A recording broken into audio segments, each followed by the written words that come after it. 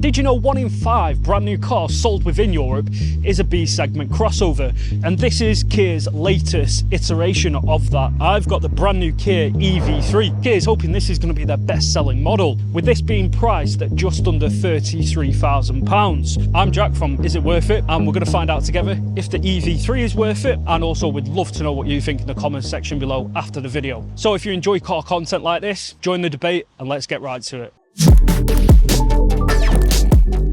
This is Kia's 4th electric vehicle. It's the predecessor to the Kia Soul. They are looking to steal sales from the likes of Volkswagen with the ID.3 and, dare I say it, Volvo with the EX30. So let's have a look at the front. First off, you've got this almost vertical front fascia and this sort of boxy stance. It looks very assertive. I would probably describe it as like a futuristic moon buggy kind of design. I quite like it. It's really nice actually, and it definitely turns heads. And this is Kia's latest iteration of their digital tiger nose, and you've got these beautiful LED vertical DRLs. Looks really piercing. In fact, if this is behind you, it really does look quite menacing. The bottom grille does open up as well to cool the battery. You've got all your sensors down here, and you've got the brand new huge Kia badge there. Almost looks like polished steel. With it being an electric car, you've also got a fruit as well, a front boot. Good thing is you do get hydraulic struts there. Don't know if you'd be able to fit the cables in there, but there's enough space to put maybe a small wash bag or something. And you've got the washer fluids there, but this is all plastic clad in here. Definitely embodies some of the design DNA from the EV9. The EV9 is Kia's most expensive car, but yeah, I think they've done a good job. Let us know in the comments what you think.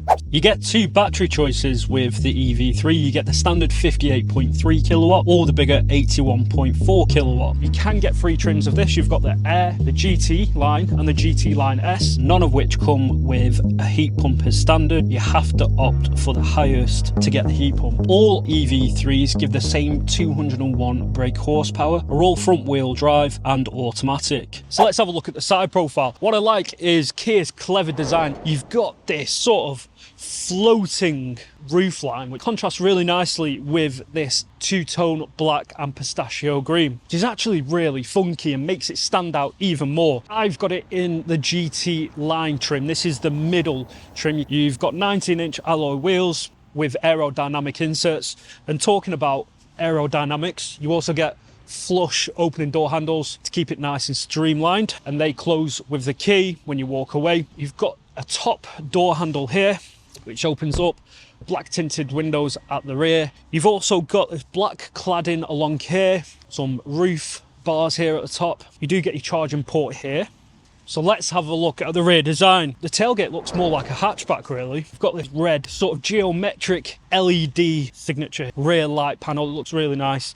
Underneath here you do get a wiper. You've got your 360 camera here with a big Kia badge, EV3 logo, and of course the trim level there as well. Kia promise up to 460 litres of boot space, which is more than a Volkswagen ID.3 comparably. With the seats down you get up over 1,000 litres. It doesn't come with electronic tailgate, but to be fair I find it so much easier just pulling it up yourself. Little low parcel shelf here, nice low load lip, so putting your shopping in, etc. is dead easy.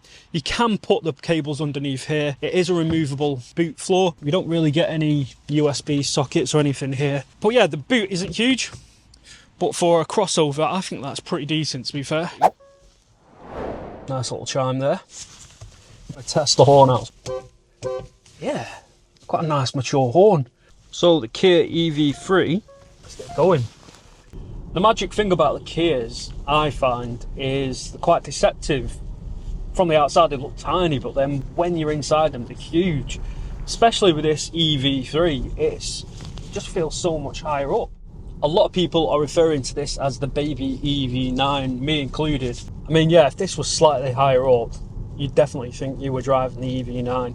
I mean, you do get people staring at you, just trying to find out, oh, what's this? They're kind of intrigued. And it is a very nice looking car. There's a sort of ruggedness and directness with this car. It's got a nice relaxed gait about it. I quite like that. You can also customise the regenerative braking on this as well. And you've got sort of flappy paddles to sort the regenerative braking, which is kind of cool actually. I quite like that. So when you come off the accelerator, it just slows down very gradually. or you can have it where it's pin sharp and it stops. Kia seem to get that right quite well. The steering is quite light, the suspension's a little firm as well. There is a little bit of body roll, probably due to the size and the shape of the car. You can hear the motor just kicking in, the tyres as well, trying to find that traction. It does grip fairly well, and the chassis just seems to really weave back into the centre, which is good. With the battery being planted on the ground, just helps it lean into the corners more with that lower centre of gravity. The steering circles were pretty impressive too. It does have a snow mode, and it's only front wheel drive. It would be good if they could do an all-wheel drive, four-wheel drive version of this, but again, that's going to cost a bit more. I think the whole point of this is to kind of keep costs down. The sport mode just kind of makes throttle response just that little bit sharper. I mean, it's brisk enough, especially for a family SUV. I wish they did like a sportier GT like they do with the EV6 GT, but the power delivery is very gradual. It's not sort of neck snapping. Brake feels impressive. Really nice modular feel.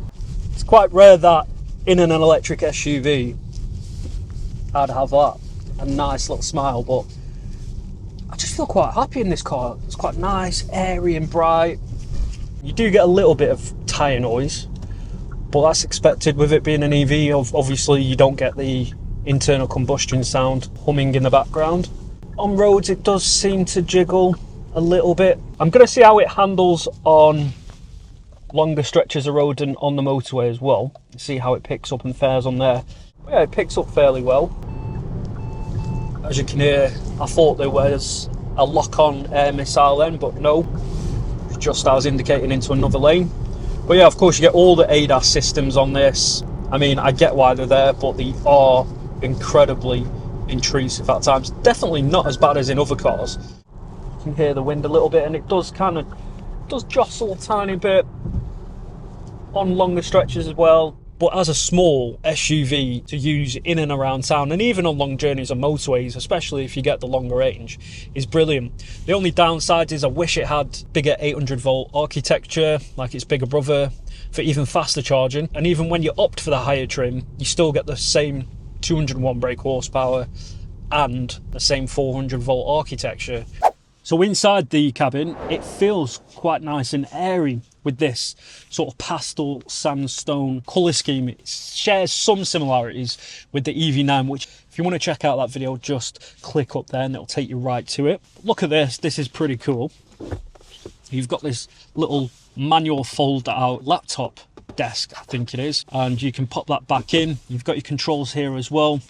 Unfortunately though, the armrest isn't that adjustable. You can't have it higher up. You don't actually get any space under here. It's kind of just for this slide out, but it comes in very handy when you're having that obligatory McDonald's. The plastics on here are quite soft. It feels okay. It feels kind of tough. And on the top here, scratchy hard plastics. But in the middle, you get this sort of nice LED strip mood lighting, and that's just on the door cards as well. Unfortunately, it's not in the back. You can change the theme, and you can just add single colours as well. So you can really just change the ambience inside. There is a bit of hardened plastics on here as well. Just a standard glove box there. Air vents here, embedded into the dash. It looks really smart. But yeah, I love the sort of driving displays. Very nice boxy shape. Got a nice sense of the bonnet just dipping down. Really does give you that sort of SUV feel. But all in all, it feels well made and premium. The steering adjustment is manual though. You've got automatic wipers here, your indicators on your left. You've also got your gear selector on the side here. In all the trims, you get two huge 12.3 inch screens, which are floating, which are really nice. And you get a separate 5.2 inch display here for your climate controls. They work pretty well. It's responsive. You get over-the-air updates as well. And you can use Apple CarPlay and Android Auto wireless. In the center, you get a wireless phone charger with rubber matting, so your phone's not gonna fly all over the place. You get a 12 volt socket here hidden away. You've also got two USB-Cs, and you can actually press this button and redirect which port you would like to charge with. Very handy cup holders, and again, a bit more rubber space here to put your coins in. Now the seats are very comfortable. You get really nice padded headrests, and the seating is all electrically adjustable. This is all faux leather here with the GT line emblem stitched in. Seating position's really nice. You've got a huge oval steering wheel, almost flattened off. You've got sensors up here. You've got touch controls for the lighting, your SOS. You've also got a huge vanity mirror with light, and also the passenger gets that as well. So what's it like in the back of the EV3? First off, impressions are very good. I'm impressed with how much headroom you've got here. I'm just near 6'2", and I've got plenty of room there. You've got lots of leg room, lots of headroom. The seats are the same faux leather, the two-tone of the cream and the grey. Angled slightly though, and you do sit higher than the front passengers, and that's down to the battery. These seats do fold all the way down as well. You can just move them down. Unfortunately though, you don't get the LED mood strip light in here. You do get some pretty tough plastics though on the door cards, but on the front they seem to be a little softer. What's cool also is you get 2 USB-Cs, one embedded into each of front driver and passenger seat. Inside here, it's quite a wide cubby hole. Kind of hard plastics here though in the middle. Doesn't feel as exciting as the front. You get a fold down armrest. You don't get a ski hatch, but there's enough room there to put your drinks in as well. Let's try the middle.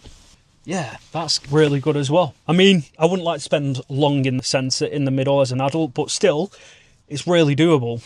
But yeah, in the rear, it just seems like you've forgotten about a little bit in terms of features, and you have to go for the higher trim to get the sunroof as well, which would have made it even more airy. But to be fair, it feels quite nice and airy within the cabin anyway. You don't get a 3-pin socket under your seat either. So yeah, it's okay. So let's wrap up this video review on the 2025 Kia EV3. And yes, it is being hailed as the baby EV9, but it's a baby with big features that's affordable. I feel the entry level trim with the smaller battery is good enough. The only issue is you don't get the heat pump. You have to go for the very high top trim for that. But if you do need the extra range, you can opt for the bigger battery as well. If you're in the market, I'd say the EV3 is quite hard to beat. Decent boot space, good to drive, and it's stylish. It definitely turns heads. It's a lot more mature than you think. I think the EV3 is a very good choice. Let us know if you think that Kia EV3 is worth it. A big shout out to Kia RRG Group in Bury for letting me review this new Kia EV3. If you are interested and would like to know more or even book a test drive, I'll leave a link in the description below. Comment below, and if you haven't already, hit subscribe, and look forward to seeing you on the next one.